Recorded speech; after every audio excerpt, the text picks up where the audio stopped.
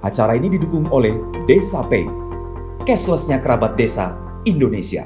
Kalau kita bicara dana desa, ya, itu adalah bagian dari pasal 72, bahwa sumber sumber keuangan desa itu ada 7, yang salah satunya adalah dana desa. Ini yang saya kira Mas Iwan perlu disosialisasikan kepada semua pihak, ya, bahwa sumber keuangan desa itu tidak hanya dana desa, tetapi ada pendapatan asli desa. Pak Sin dan teman-teman, pendapatan asli desa seperti apa? Naik, turun, stagnan, atau malah hilang? Lalu yang kedua, dana desa yang Pak Sindawa sudah jelaskan. Lalu yang ketiga, alokasi dana desa yang juga merupakan 10% dari dana transfer yang menjadi kewenangan kabupaten. Kemudian yang keempat adalah pemerintah di atasnya, bantuan pemerintah di atasnya. Bisa provinsi, bisa kabupaten, yang saya kira just in case beberapa provinsi, ya, Kalimantan Timur, kemudian Kalimantan Tengah, Jawa Tengah, Jawa Timur, Jawa Barat, dan banyak provinsi ini kemudian juga memberikan dari APBD kepada desa. Lalu yang seterusnya adalah itu ada pajak dan retribusi. Saya kira ini menjadi tolok ukur, menjadi kewajiban kabupaten, berapa yang harus dan itu masuk ke desa. Ini Pak Sin, saya kira perlu juga dikoreksi, perlu juga mendapat informasi dari teman-teman se-Indonesia, berapa sih jumlah pajak retribusi yang kemudian mengalir ke desa. Kemudian selanjutnya adalah hibah. Hibah itu bisa dari swasta, bisa dari masyarakat, bisa dari berbagai perusahaan, misalnya dalam bentuk apa? Misalnya CSR. Kemudian yang terakhir itu adalah pendapatan lain-lain. Nah, oleh karena itu kemudian hari ini se-Indonesia ini hanya fokusnya pada dana desa, sehingga kekuatan untuk mendapatkan sumber yang lain ini yang mestinya juga disorot Pak Sindawa.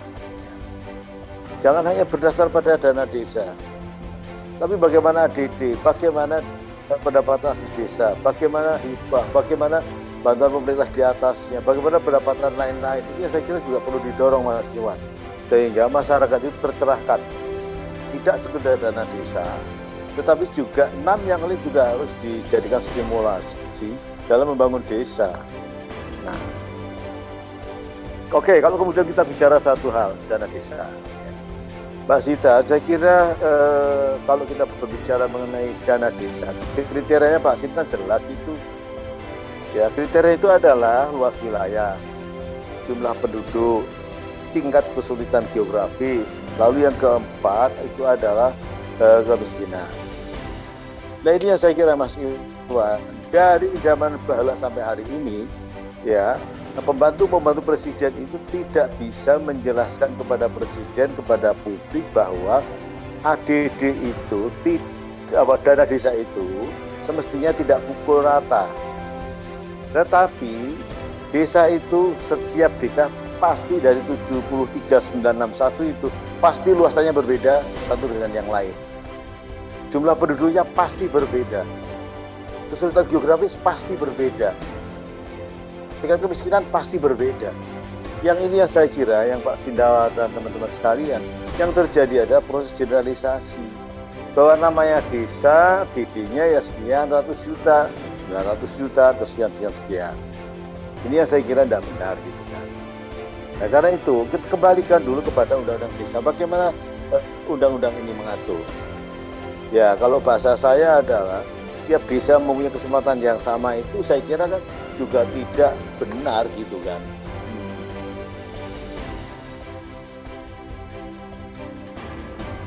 Itu Mas. Jadi ini yang saya kira perlu juga dijelaskan kepada publik seperti itu adanya.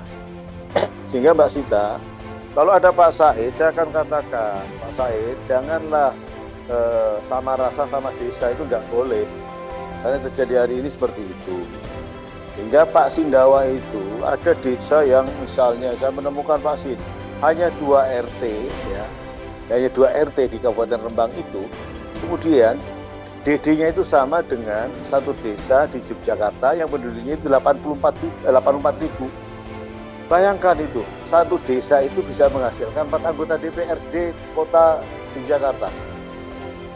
Di sisi lain, ada di Rembang itu hanya 2 RT mendapatkan DD yang sama. Ini nggak benar ini. Jadi saya kira kembali Pak Sin, ayolah kita ngomong sekenceng-kencengnya bahwa pemerintah pusat dalam hal ini tidak bisa melakukan undang-undang desa dengan benar. Ini bicara mengenai besaran. Lalu yang ketiga, saya ingin bicara mengenai juga asas Pak Sin. Saya kira Mbak Sita bahwa asas subsidiaritas itu juga pemerintah pegang dong baik-baik. Jangan diintervensi. Ada musdes. Nah sekarang ini mohon maaf ini Mas Iwan, yang namanya berbagai macam kementerian itu hari ini sudah ada kecenderungan masuk ke desa lagi dengan pendekatan kementerian masing-masing. Tidak lagi desa menjadi home base pembangunan yang bermacam-macam yang datangnya dari luar, apakah dari pusat atau kabupaten ataupun dari provinsi. Ini akan bahaya, sebab ketika undang-undang dibuat, itu 34 kementerian itu mempunyai urusan masing-masing kepada desa dan secara langsung. Nah ini yang di undang-undang desa kemudian dikonsolidasikan bahwa semua pembangunan, semua resources ya yang bersumber dari luar desa itu begitu masuk kepada desa itu juga dikonsolidasi oleh kepala desa beserta aparatur desa. Ya tidak kemudian semau gue seperti yang lalu dan juga yang hari ini sudah 14 kementerian juga sudah mencoba masuk lagi ke desa dengan cara direct seperti itu. Jadi persoalan yang saya kira juga sangat mendominasi adalah bahwa pemerintah pusat ya di dalam membuat berbagai regulasi itu sama sekali tidak mempertimbangkan bahkan meniadakan berbagai asas yang ada di Undang-Undang Desa. Apakah dia rekognisi, apakah dia subsidiaritas, apakah dia asas prakarsa, apakah dia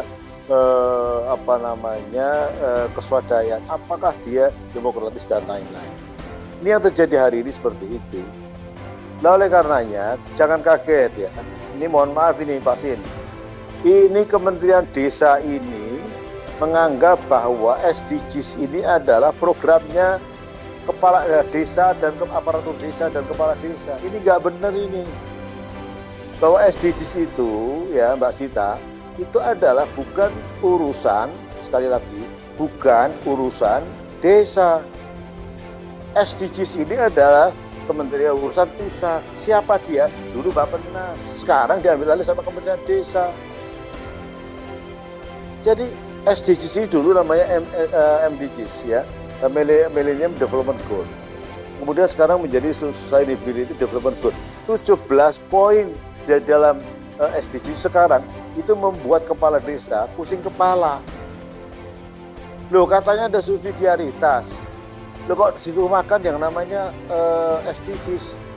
Katanya subsidiaritas, kok harus BLT. Katanya subsidiaritas, kok harus ini, itu dan sebagainya.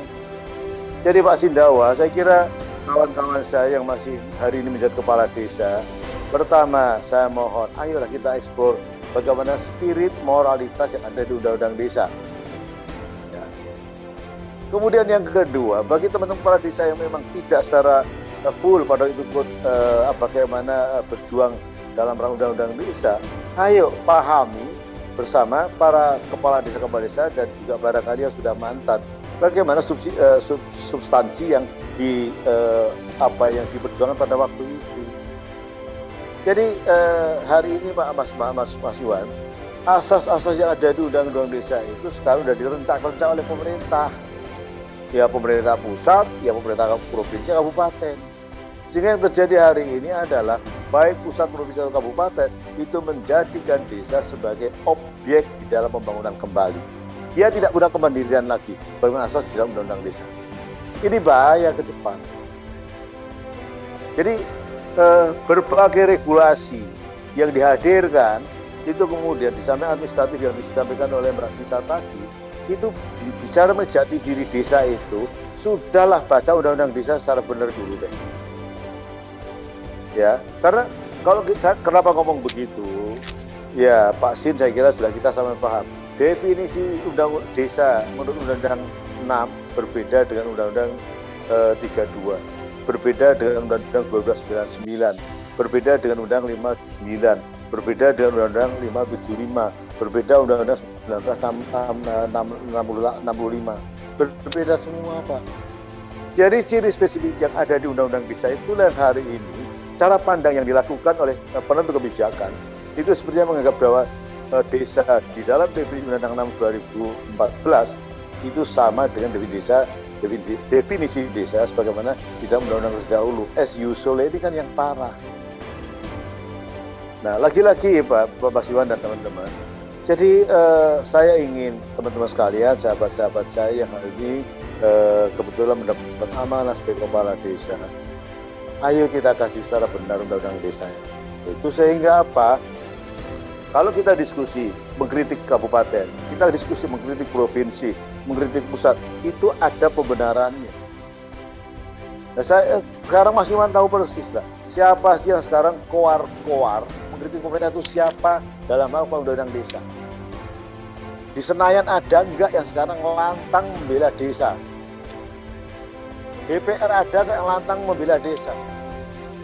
DPD Mbak Kasita, ayolah kita mediakan. Kalau DPD itu mau kemudian berpihak pada desa, suarakan itu secara nyaring di media.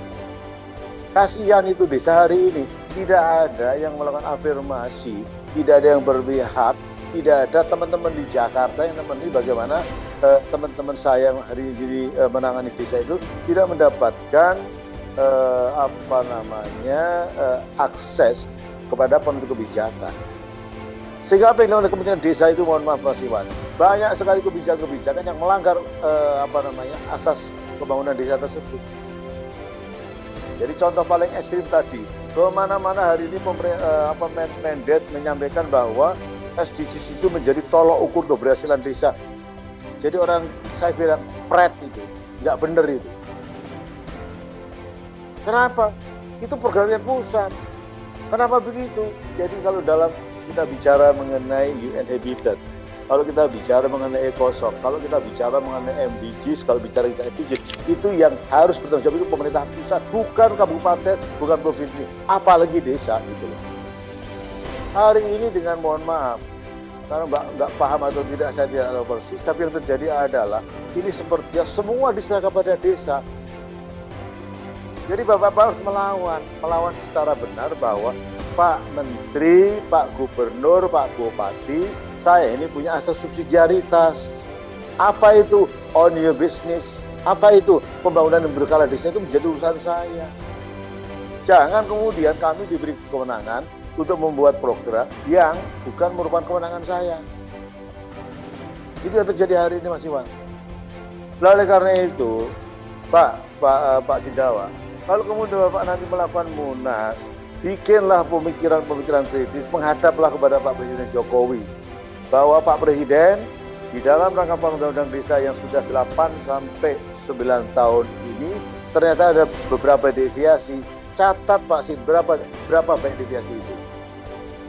Deviasi bisa berangkat dari undang-undang desa. Deviasi berangkat dari peraturan pemerintah, peraturan SKB 3 Menteri, peraturan Menteri Keuangan, peraturan Menteri Desa, peraturan menteri-menteri yang lain.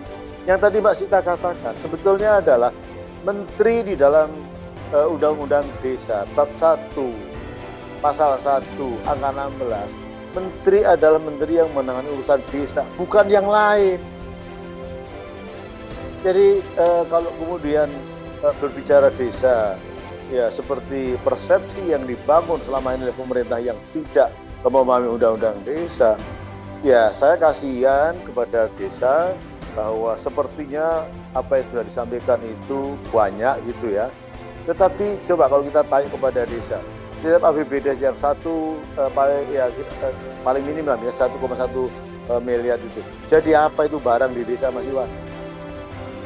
Jadi kalau tolok diukur di desa, kalau menjadi tolok ukurnya di desa itu menjadi sesuatu banget. Jangan kemudian program-program yang fokus di atas itu dititipkan, dipaksakan dengan surat edaran kementerian.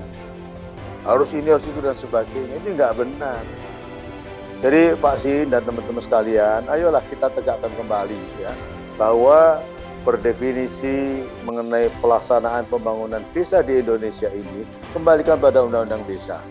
Karena itu menjadi menurut saya ini buku legislasi, buku aturan yang selama ini menurut saya maksimal di dalam memberikan regulasi kepada desa. Sehingga dengan demikian Mas Iwan dan teman sekalian, momentum memang selalu ada, tetapi momentum yang strategis tentu tidak banyak. Karena itu Mbak Sita yang ada di Komite 4 DPD, kalau ada Pak Said, saya juga akan ngomong dengan segala permohonan maaf dan segala permohonan saya bahwa misalnya saja ini, akibat dari surat edaran, surat SKB 3 Menteri tahun 2015 ya, hari ini heavy pembangunan desa itu pada infrastruktur. Padahal di dalam SKB 3 Menteri Mendagri, Menteri Desa dan Menteri Keuangan pada tahun 2014 itu, 2015 itu dimaksud untuk sementara waktu selama 3 tahun. Nah ini kok terus-terusan sampai sekarang pada fokus di infrastruktur. Saya guyon ini Mas Iwan, suatu kali saya datang ke Jepara ini, Pak Mukwam kenal nggak pabrik